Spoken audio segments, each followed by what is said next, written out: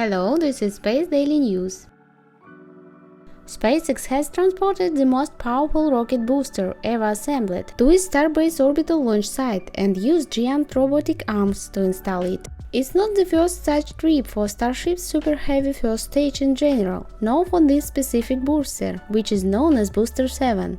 Booster 7 first headed to the pad on March 31st. And successfully completed two major cryogenic proof tests, but was then damaged during a subsequent structural stress test. After a few weeks of repairs back at the factory, Booster 7 rolled to the pad a second time and completed a third cryoproof test, and returned to the factory on May 14th, where it stayed until June 23rd. After almost 6 weeks of additional work, Booster 7 rolled to the launch pad for the third time, possibly its last trip. SpaceX used these 6 weeks to finish installing aero covers, car-sized grid fins, Starlink internet dishes, and most importantly 33 upgraded Raptor V2 engines.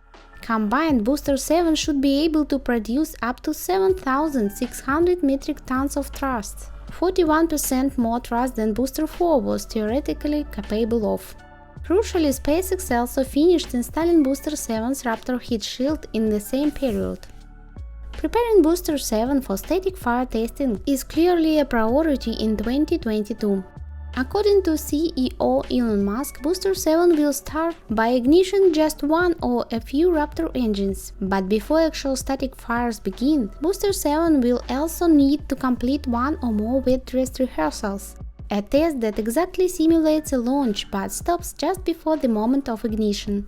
If SpaceX attempts a full wet dress rehearsal, the booster would be filled with more than 3,000 tons of liquid oxygen and liquid methane.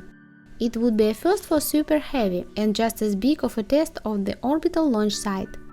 Meanwhile, SpaceX used two giant arms attached to the pad's launch tower to lift the 70-meter tall rocket onto the launch mount.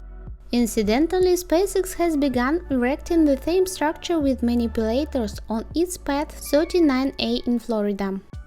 The tower now has 6 sections out of 9. And the remaining sections and manipulators for gripping the Starship stages have been delivered to the pad.